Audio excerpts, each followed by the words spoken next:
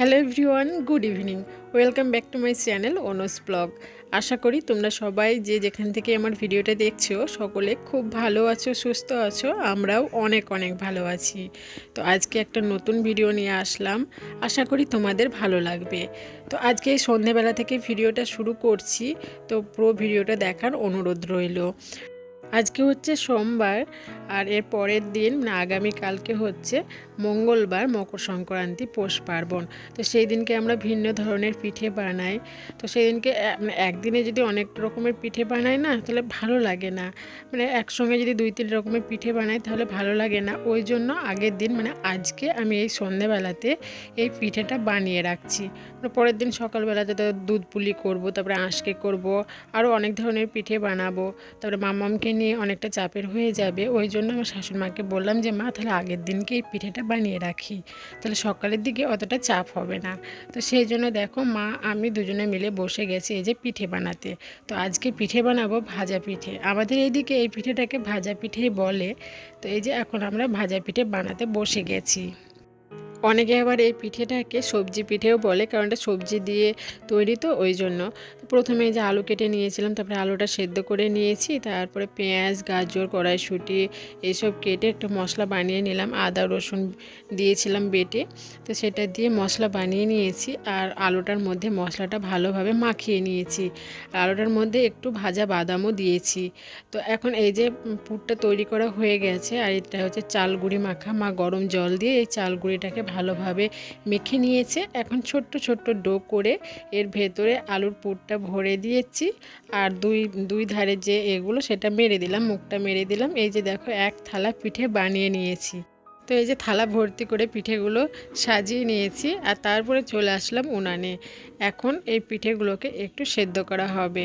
তো মা ওদিকে সেদ্ধ করছে, আর আমি চলে আসলাম রান্নাঘরে এখন, আর এদিকে একটু ভাজা মশলা বানিয়ে নিচ্ছি। এখানে গোটা জিরে আর শুকনো লঙ্কা নিয়েছি। তো সেটা একটু হালকা মতো শুকনো খোলায় নেড়ে নিলাম। আর এখন এই যে শিলনোড়াতে মশলাটা বেটে নিচ্ছি। এই ভাজা পিঠাতে এই মশলাটা খুব কিন্তু ইম্পর্টেন্ট। এটা না দিলে না পিঠাটা একদমই স্বাদ আসে না। এবার এই মশলাটা দিয়েই পিঠেগুলো ভেজে নেব। ওই জন্যই কিন্তু এই পিঠেটার নাম ভাজা পিঠে, আমাদের এদিকে ভাজা পিঠেই বলে।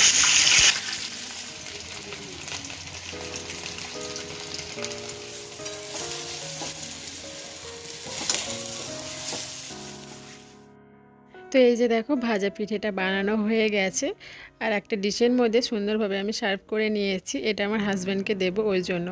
তো এটার সঙ্গে একটু টমেটো সস হলে খুব ভালো হতো, তো সেটা আজকে বাড়িতে নেই। তো যাই হোক, তো এখন এটা হাজব্যান্ডকে দিয়ে আসবো। তো তোমাদেরকে ভাবলাম একটু দেখাই। আর এই পিঠেটা আমার হাজব্যান্ডের ভীষণ ভীষণ প্রিয়। ও আমাকে 2 দিন আগে থেকেই বলছিল যে পূজা ভাজা পিঠে কবে বানাবে কবে বানাবে। তো ওর জন্যই আমি স্পেশালি আজকেই বানিয়ে রাখলাম।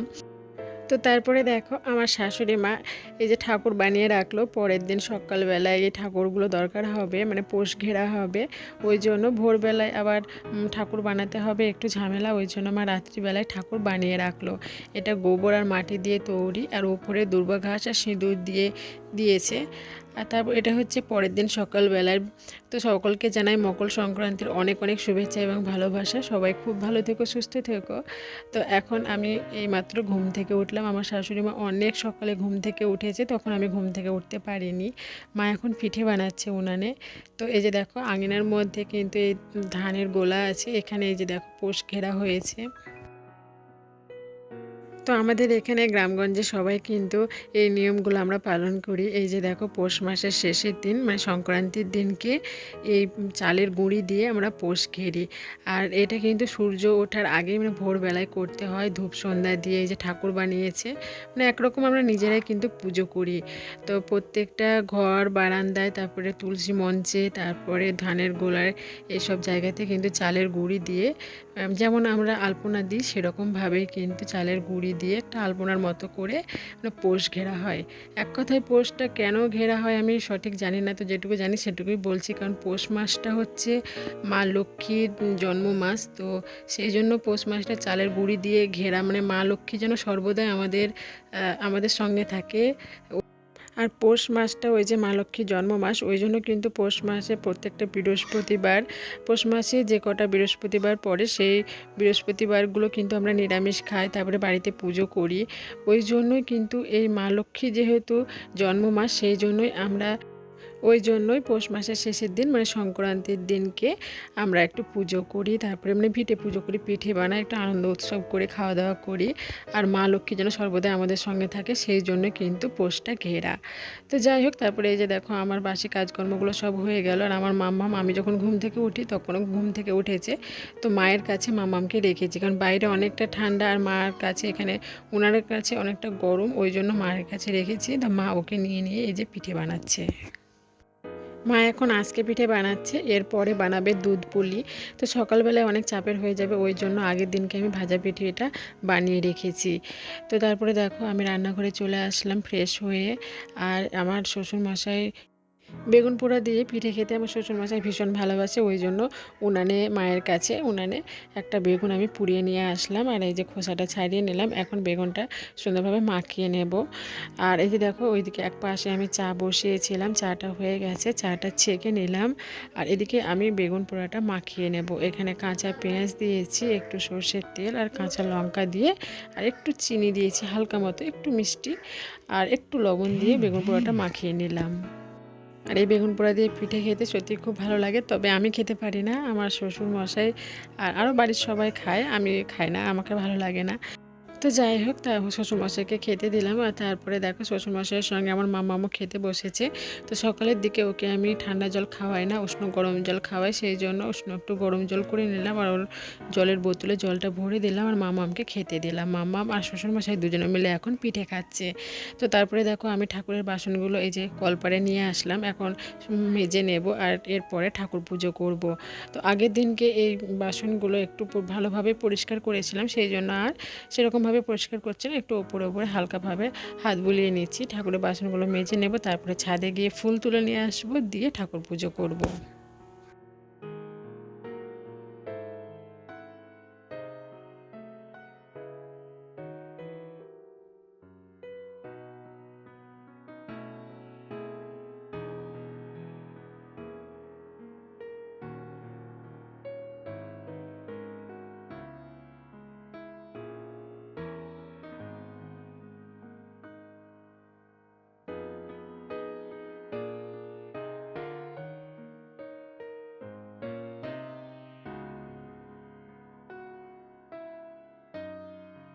ঠাকুরের বাসনগুলো মেজে নিয়ে তারপরে চলে আসলাম ছাদে, আর এখন ফুল তুলে নিচ্ছি। কয়েকটা মতো ফুল পেয়েছি এই শীতের দিকে, আর সেরকম গাছে ফুল আসে না ওই গাছগুলোতে। তো যাই হোক, কয়েকটা মতো ফুল তুলে নিলাম, আর এই দিকটাতে কয়েকটা তুলসী পাতা তুলে নিলাম। এখন নিচে গিয়ে ঠাকুর পুজো করব। আর এইদিকে দেখো, এটা হচ্ছে ভেন্ডি জবা, ফুলটা ফুটলে তোমাদের অবশ্যই দেখাবো। এই ফুলটা খুব সুন্দর দেখতে। আর এই ফুলটা আমার শাশুড়ি মা বহরমপুর থেকে নিয়ে এসেছিলো, তো কুড়ি এসেছে, ওই গাছটাই দেখলাম। আর এদিকে দেখো কয়েকটা ফুল গাছ লাগিয়েছি। এই ফুল গাছগুলো আগের দিনকে একটা দাদা ফুলের চারা বিক্রি করতে এসেছিলো, তো ওনার কাছ থেকে কিনে নিয়ে এই গাছগুলো লাগিয়েছি। তো গাছগুলো আজকে একটু ভালো লাগছে দেখতে, যখন ওনার কাছ থেকে কিনি এত পরিমাণে গাছগুলো ঝলসে গেছিলো, মনেই হচ্ছিল না যে গাছগুলো বাঁচবে। তো গাছগুলো যখন মাটিতে দিয়েছি, মাটি পেয়ে একটু গাছগুলোকে ভালো লাগছে। এই যে দেখো পাতাগুলো ঝলসে ঝলসে গেছে, তো মাটি দিয়েছি, তারপরে সার দিয়েছি, দিয়ে এখন গাছগুলো বেশ ভালোই হয়েছে। তো গাছগুলোকে একটু দেখলাম যে কেমন হয়েছে। আর এটা হচ্ছে স্থলপদ্ম, এখন আপাতত টিনের মধ্যেই লাগিয়েছি, স্থলপদ্মটা নিচে লাগাবো। তো যাই হোক, দেখো কয়েকটা ফুল তুলে নিলাম, আর এই যে এখন নিচে চলে এসেছি, আর ঠাকুর পুজোটাও সেরে নিলাম।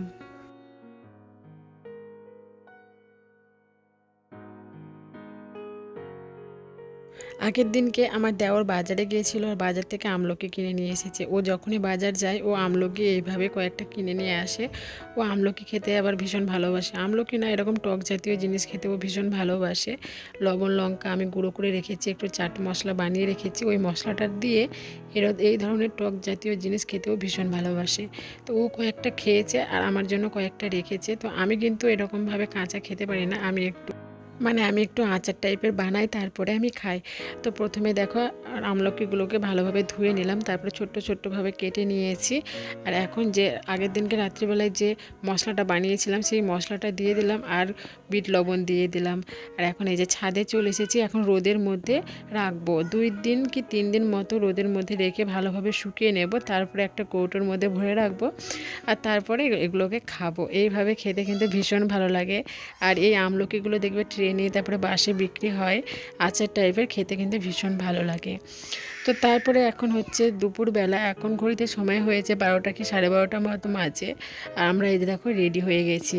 আজকে যেহেতু মকর সংক্রান্তি পৌষ পার্বণ, তো আজকের দিনে আমাদের এখানে দুটো মেলা আছে, তো সেই মেলায় যাব। তো প্রথমে যে মামামকে রেডি করে নিলাম, ওকে রেডি না করতে পারলে না আমিও রেডি হতে পারি না, ও এত পরিমাণে বিরক্ত করে।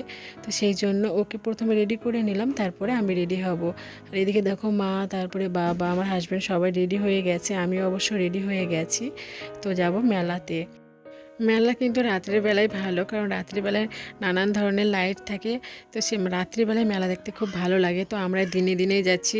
তো এখন অবশ্য দুপুর হয়ে গেছে, একটু সকাল সকালে যাব ভেবেছিলাম, কিন্তু অনেকটাই কাজকর্ম ছিল, সেই কারণে একটু দেরি হয়ে গেল। তো আমরা সবাই রেডি হয়ে গেছি। আর এই যে দেখো মামামের জন্য সোয়েটার টুপি সব কিছু ব্যাগে ভরে নিচ্ছি। আমিও রেডি হয়ে গেছি। এই যে দেখো এখন চাদরটা নিয়ে নেব, দিয়ে বেরিয়ে পড়বো। আর মেলা দেখতে তো সবাইরই খুব ভালো লাগে, আমারও খুব ভালো লাগে।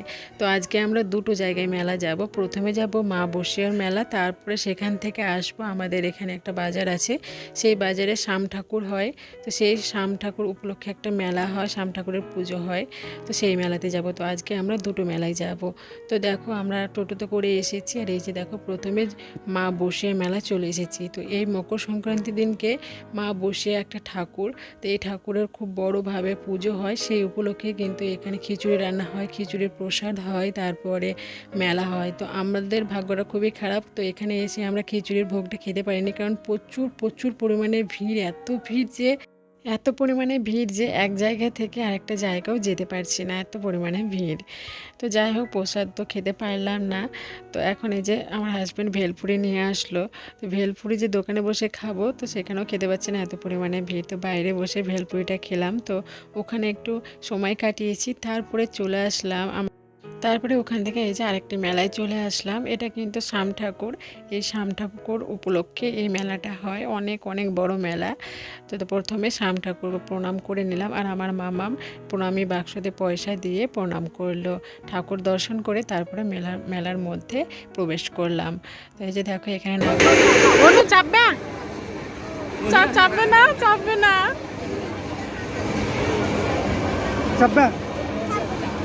চাপবো না। চলো ওইদিকে। মামামকে জিজ্ঞাসা করছিলাম যে মামাম এগুলোতে চাপবে, কিন্তু মামাম এগুলোতে দেখেই মানে এত পরিমাণে ভয় করছে, বলছে চাপবো না। তো এখানে ছোট বাচ্চাদের অনেক দোলনা ছিল, মানে ঘোড়ার মধ্যে চেপে যে পাক দিয়ে ঘোরে, তো সেইগুলোতে মামামকে চাপানোর জন্য জোর করছিল ওর পাপা, কিন্তু মামাম চাপছিল না। আমার মামাম একটু ভীতু টাইপের, বাড়িতে যদি একটু পাখি ডাকে বা একটু অন্য কিছু মানে শব্দ পায় তো ভয় পেয়ে যায়, এত পরিমাণে ও একটু মানে ভয়ই পায়। তো যাই হোক, এই যে দেখো আমাদের মেলা ঘুরতে ঘুরতে কিন্তু সন্ধ্যা হয়ে গেছে, এখন সময় হয়েছে ওই 7টা কি 7:30 মতো। তো চলো আমরা এখন বাড়ি ফিরবো। তোমাদের এই ভিডিওটা কেমন লেগেছে অবশ্যই কমেন্টে জানিও। তোমরা সবাই খুব ভালো থেকো, সুস্থ থেকো, টাটা।